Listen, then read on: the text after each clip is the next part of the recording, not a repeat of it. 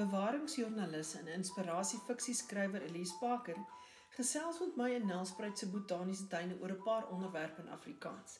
Een daarvan is dat sy baie sterk voel Afrikaans sprekendes moet hulle kinders in Afrikaans laat skool gaan. Om 'n kind in Afrikaans groot te maak is die grootste eer wat ek gehad het. Julle weet hoe besonder dit vir my was om my kinders 12 jaar lank in die beste Afrikaanse skole te kon gehad het nie.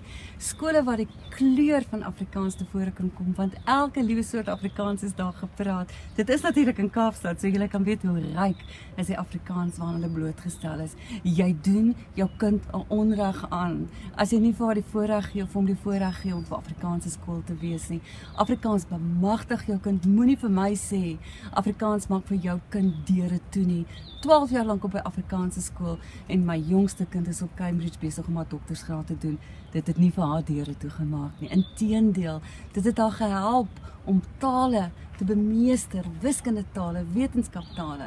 En toe sy dit moes begin gebruik, nou ja, dit was altyd 'n Engelse woordeboek.